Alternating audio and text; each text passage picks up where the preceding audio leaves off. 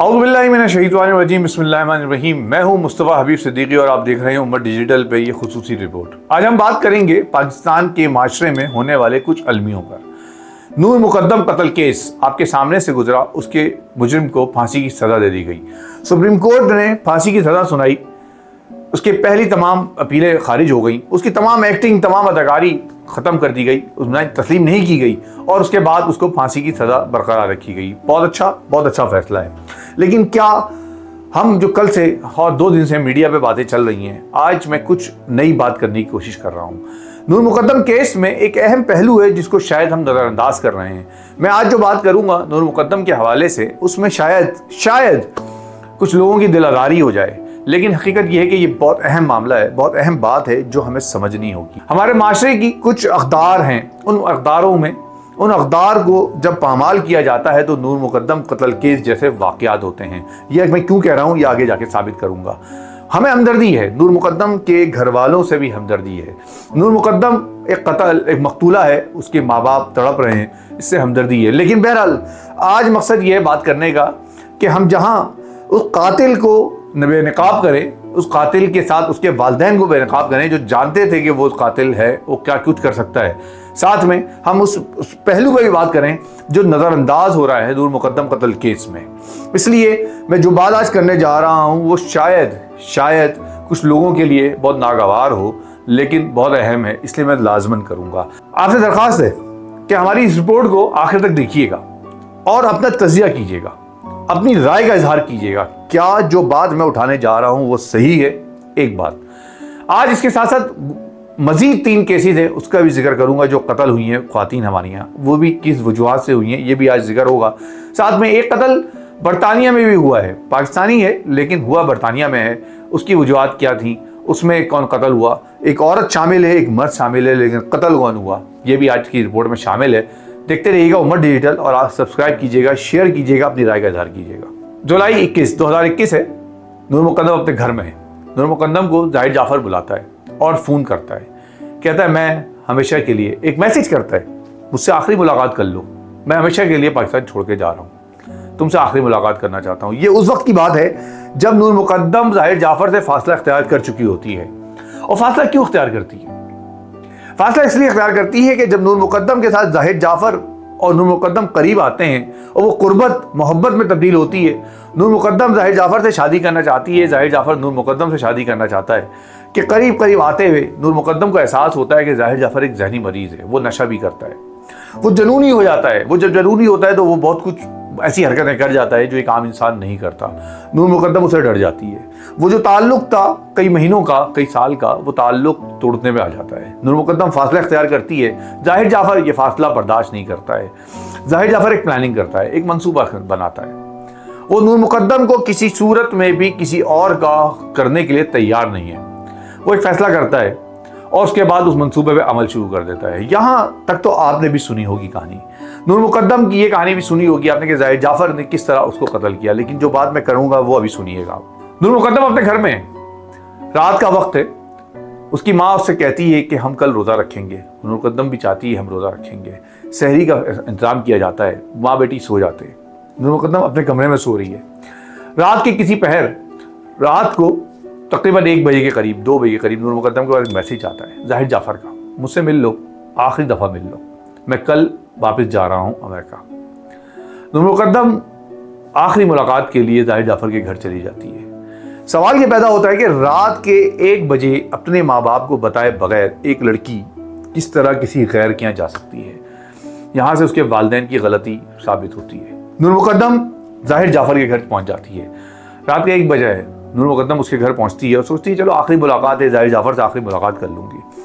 जबकि वो ये बात जानती है कि जाहिर जाफर एक जनूनी आदमी है और ये बात भी जानती है कि जाहिर जाफर एक नशई आदमी है, लेकिन वो उससे मिलने पहुँच जाती है। जाहिर जाफर के घर दाखिल होती है। जाहिर जाफर उसको अपने कैद में कर लेता है और उसके बाद जो कुछ हुआ वो ये कि जाहिर जाफर उसके रेप करता है, उसके ऊपर तशद्दुद करता है। वो भागना चाहती है, वीडियोस मौजूद हैं, वो भागना चाहती है, वो चीख रही है, वो दौड़ रही है, लेकिन जाहिर जाफर उसको भागने नहीं दे रहा। वो भाग के नीचे आती है, उसके चौकीदार जो जाहिर जाफर के सिक्योरिटी एहलकार हैं, जो चौकीदारी कर रहे हैं, वो नूर मुकद्दम को घर से बाहर नहीं निकलने देते। नूर मुकद्दम जाहिद जाफर की चौकीदार के कमरे में छुप जाती है, जो वो एक चौकी है उसमें छुपती है। जाहिद जाफर नीचे आता है और उस कमरे से उसको घसीट के वापस ले जाता है। वापस ले आके अपने कमरे में नूर मुकद्दम चीख रही है, जाहिद जाफर तशद्दुद कर रहा है कि इतने में जाहिद जाफर अपने बाप को फ़ोन करता है। अपने बाप को फ़ोन करके ये बात बताता है कि मैं अपनी जनूनियत का इजहार करता है और कहता है मैं नूर मुकद्दम को किसी सूरत नहीं छोड़ूंगा। उसके बाप को पता होता है कि उसका बेटा जनूनी है। वो उस डॉक्टर को फ़ोन करता है जो जाहिद जाफर का इलाज कर रहा है या जाहिद जाफर को संभाल रहा है। वो फ़ौरन एक टीम भेजते हैं। वो टीम के मेंबर अंदर दाखिल होते हैं, लेकिन जाहिद जाफर इतने अरसे में, इतनी देर में नूर मुकद्दम को कत्ल कर चुका होता है। और ना सिर्फ ऐसा कत्ल करता है बल्कि उसका सर धड़ से अलग कर देता है।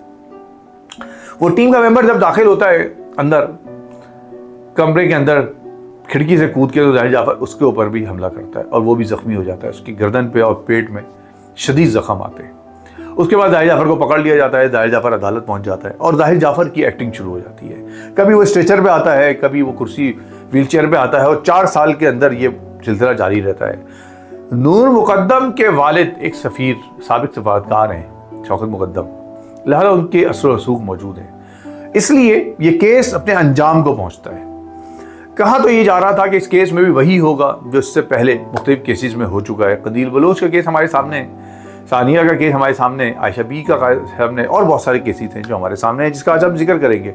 बहरहाल चूंकि वो एक सिफारतकार की बेटी थी, लिहाजा ये केस अंजाम को पहुंचता है और जाहिद जाफर को फांसी की सज़ा हो जाती है।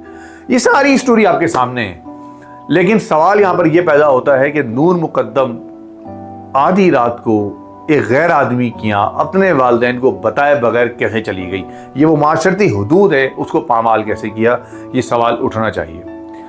हम नूर मुकद्दम के साथ मुकम्मल हमदर्दी करते हैं, हम उनके वालिदैन के साथ हमदर्दी करते हैं, लेकिन बात यहाँ उठाने की वजह यह है कि नूर मुकद्दम एक हमारे लिए, हमारी उन लड़कियों के लिए एक मिसाल है कि जो अपने वालिदैन के बजाय किसी और पर एतमाद करती हैं, जो अपने हुदूद से बाहर निकलती हैं, उनका अंजाम बहुत भयानक होता है। नूर मुकद्दम एक ऐसी लड़की थी जिसके बारे में कहा जाता है कि वो मजहब के करीब थी, लेकिन बहरहाल वो बेचारी बहक गई और उसके बाद उसका अंजाम यहाँ पहुँचा। अल्लाह ताला उसकी मग़फ़िरत करे, उसको आला मुक़ाम अता फरमाए। हम दूसरे केसेस पे भी आज बात करते हैं। नूर मुकद्दम के अलावा 3-4 केसेस और भी हैं जो हमारे माशरे में बहुत ज़्यादा हुए हैं। उन केसेस को भी आज हम इसी वक्त डिस्कस करेंगे। एक केस आप लोग ने और भी सुना होगा, 2016 में बहुत मशहूर हुआ था, कनील बलोच केस।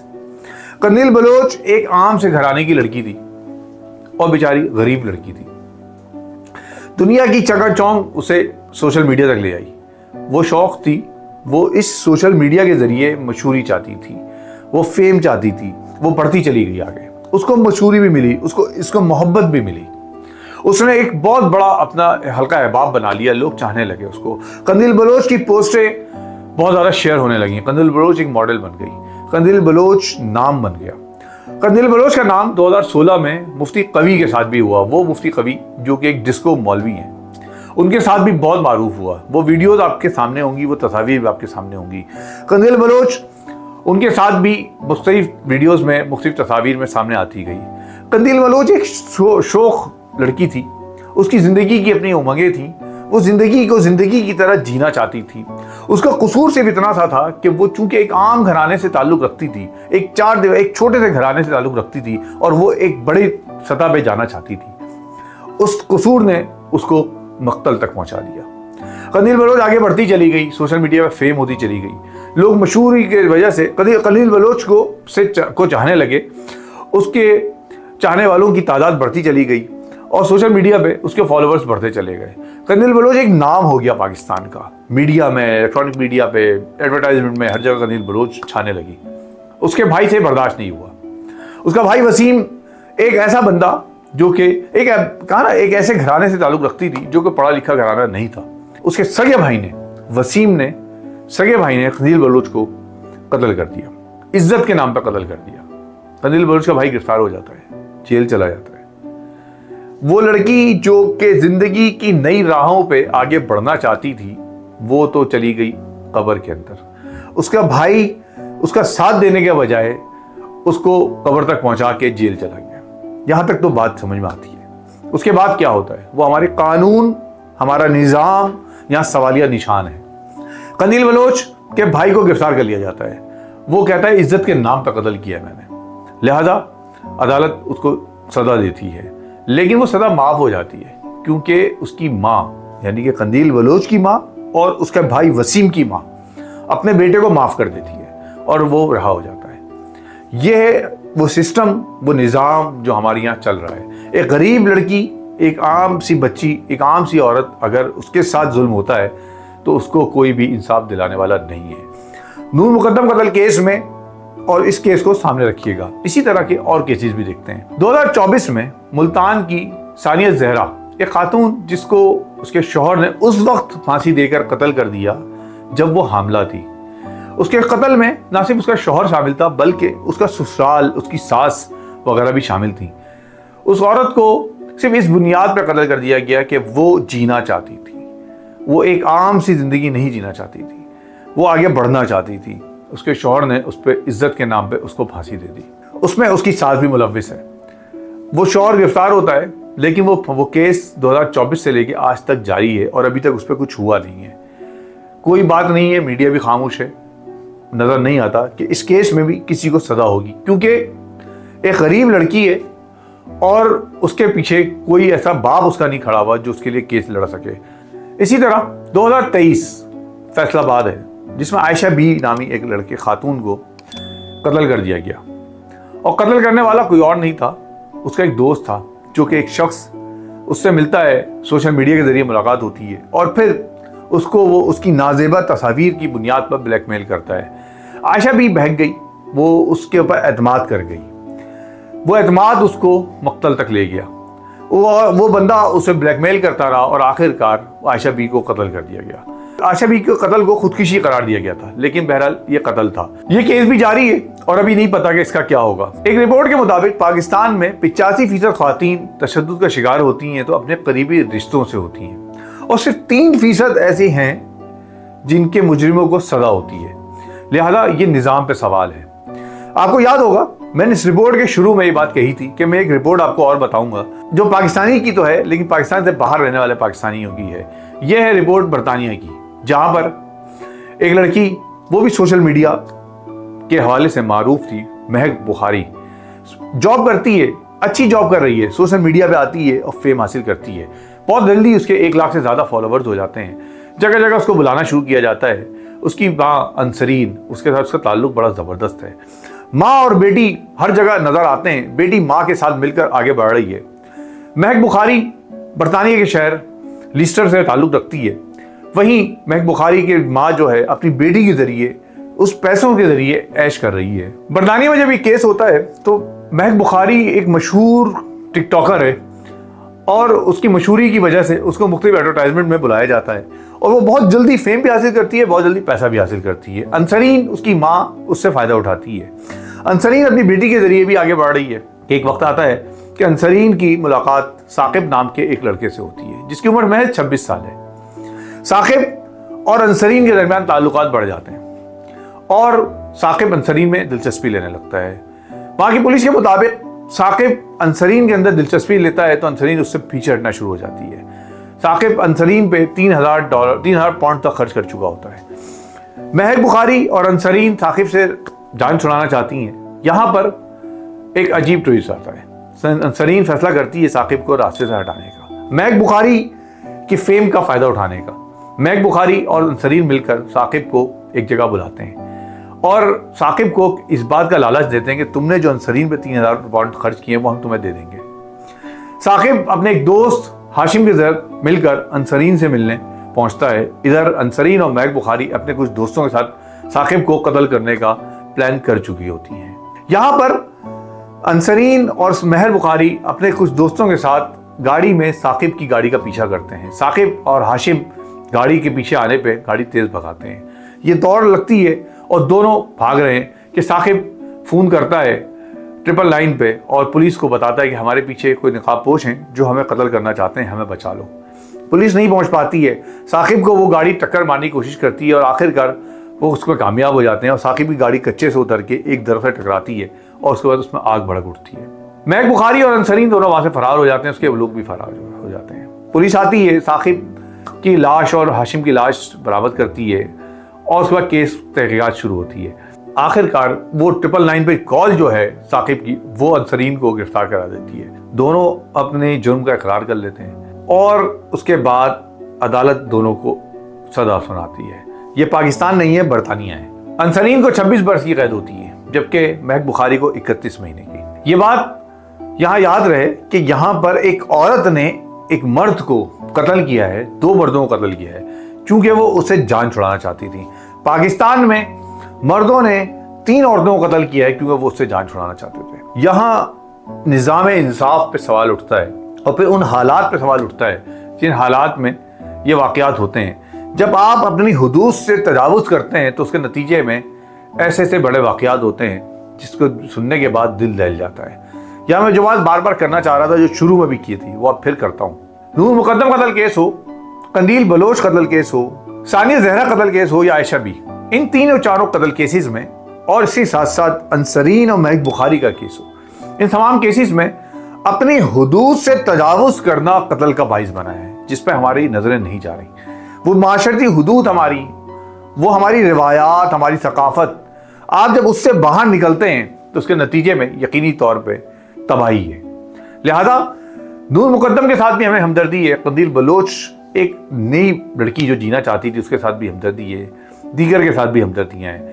अलबत्ता ये ज़रूर है कि कातिलों को सज़ा तो हो, लेकिन साथ साथ हमें सबक मिले और हमारी बच्चियों को सबक मिले कि ये टिकटॉक, सोशल मीडिया और ये रंग बिरंगी दुनिया ये बज़ाहिर बहुत अच्छी लगती है, लेकिन आप अपनी हुदूद से जब बाहर निकलते हैं तो फिर तबाही है। आप याद रखिएगा, मैंने अपनी पिछली रिपोर्ट में भी कहा था और एक खातून कैदी को सुनवाया था, जिनके ये अल्फाज हमेशा याद रखिएगा कि लड़कियां अपने माँ बाप, अपने भाई पे भरोसा करें, बाकी किसी पे भी ना करें। ये दुनिया बहुत जालिम है, हमें इस दुनिया से बच के चलना है। ख़वातीन ख़ास तौर पे अपने आप को, लड़कियां ख़ास तौर पे अपने आप को बचाएं। इस पूरे केस को सुने ज़रूर, इस केस के तौर पे मत देखें, इस केस को माशरती इस्लाह के तौर पे देखें। उमर डिजिटल की भी कोशिश चाहिए होती है कि रिपोर्ट हक़ाइक़ तो दें साथ में, लेकिन उन अक़दार को भी आपके सामने लेकर आएँ, उन रिवायात को भी आपके सामने लेकर आएँ जिन रिवायात की हम अमीन हैं, जिन रिवायत के हम पासदार हैं। उमर डिजिटल के साथ वाबस्ता रहिएगा, अपनी कमेंट्स में अपनी राय का इजहार कीजिएगा इस रिपोर्ट के हवाले से भी, और इस रिपोर्ट को शेयर कीजिएगा, क्योंकि हम ये रिपोर्ट इसलिए बनाते हैं कि महज इसका मकसद, हम ये नहीं चाहते कि हमारे लाइक्स बढ़ते जाएँ, हमारे कमेंट्स बढ़ जाएँ, बल्कि इसका मकसद ये होता है कि ज़्यादा से ज़्यादा लोगों तक हमारी बात पहुँचे और इस माशरे में इस्लाह का पहलू भी सामने आ सके। बहुत शुक्रिया, अल्लाह हाफ़िज़।